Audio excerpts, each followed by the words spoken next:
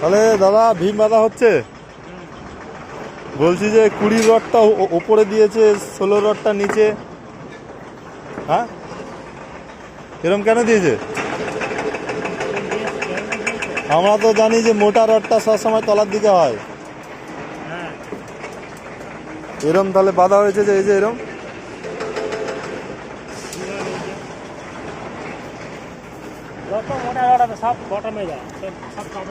হ্যাঁ, ওটাই তো বলছি, যত মোটা রড আছে সব বটমে যায়, সরু রডটাও টপে যায়।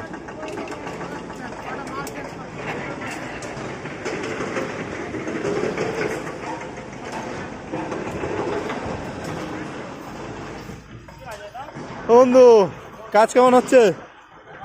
ভালো হচ্ছে? হ্যাঁ, জল খাবো জল খাবো। এই দেখো আজকে স্ল্যাবের কাজ শুরু হয়েছে, তো আজকে থেকে ভীম ফেলা শুরু। আজকে ভীম ফেলছি, সব দাদারা সব কাজ করছে। ওইদিকে আছে দিলীপ দা, এইদিকে আছে পুরুলিয়ার দাদারা। এই যে একটা দাদা, ওই যে আমাদের ঠিকাদার বসে আছে, আর ওই যে আমাদের ইঞ্জিনিয়ার স্যার। ঠিক আছে, ঠিক আছে, আর বেশি ভিডিও করছি না, দেখে নাও। ভীম বাঁধা হচ্ছে, ঠিক আছে।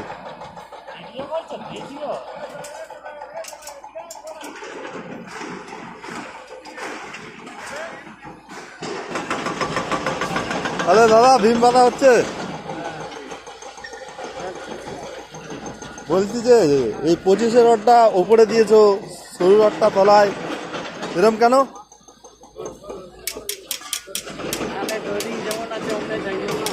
আচ্ছা আচ্ছা, ঠিক আছে, করো করো।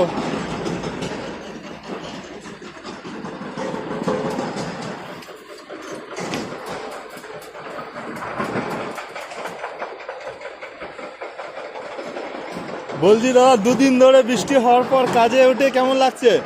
আজ খুব ভালো লাগছে। খুব ভালো লাগছে? হ্যাঁ। কেন?